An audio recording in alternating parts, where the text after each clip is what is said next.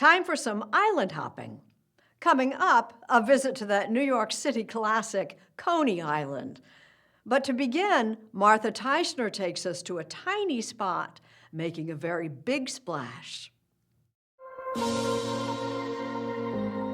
It looks like something a child might have imagined.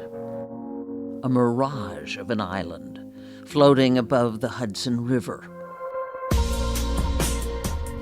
Eccentric, over the top, fun. Leaving the city, going to Oz.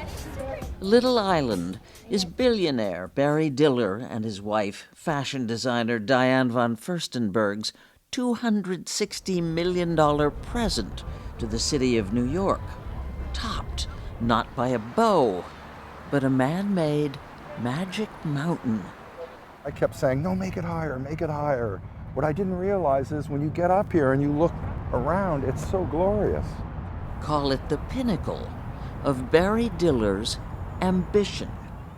What I would say is, could we build something that could be kind of an icon for the city, an icon of New York? Just by looking at it, instantly, everybody knows what it is. And that definitely is happening. That was the direction. Because of those things on top of the concrete pilings, referred to as tulips. 132 of them, all different shapes and sizes, holding Little Island up. Designed by British architect Thomas Heatherwick. This was an area where you could really see the height of the columns into the water. This is your favorite spot? Yeah. Von Furstenberg's favorite spot is the 687-seat amphitheater. What you feel when you're here is just gratefulness and gratitude and happiness, really. And judging from the reaction to a concert here, it's a joyful place to get over COVID confinement.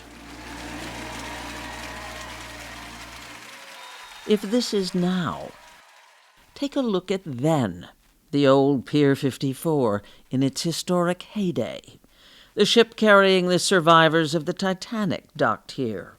A few years later, the Lusitania began its doomed voyage from the very same spot.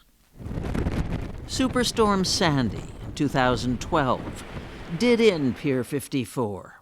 Like so much of Manhattan's West Side waterfront, it was derelict and had been deteriorating for decades. The waterfront was really decrepit and the piers that were crumbling. You see Michael Kimmelman is the architecture critic for the New York Times. The story of the West Side became the story of Manhattan's reinvention. And the West Side here came to be reinvented as a park, essentially. Before Little Island, DVF and BD, as they refer to each other, poured $40 million into the High Line, an abandoned elevated railroad a few blocks away that was turned into a park. So popular, it's been widely copied.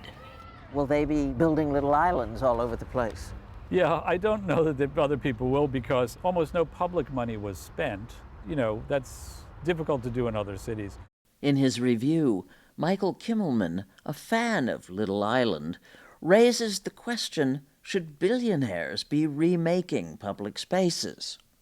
We can't just rely on rich people and their sense that they want to build something and where they decide to build it, to build an equitable, fair, healthy city. That doesn't mean that this park, however, is not an asset for everyone in the city. We're lucky, we've got resources, so we could build something that was unexpected. Do we have the right to? No, but in fact, this was a torn down pier in which nothing but a flat space was going to replace it. And visitors seem to like what they got instead. It's a gathering space for everyone because that's what we need right now. I love it. I think I like the landscape of it, and I like the different levels. So, up here, you can dance to the music down there.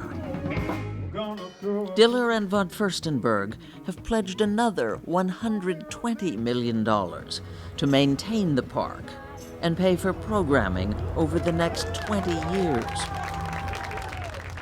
Why did the two of you decide to put your money on the west side of Manhattan as opposed to endowing a hospital wing or something like that? But I love public spaces. They're not curing a disease, but they allow civic life to be better. I see people Happy. walking across that bridge in huge numbers, and it makes them really happy. And all they do is smile. At dusk, the amphitheater fills up.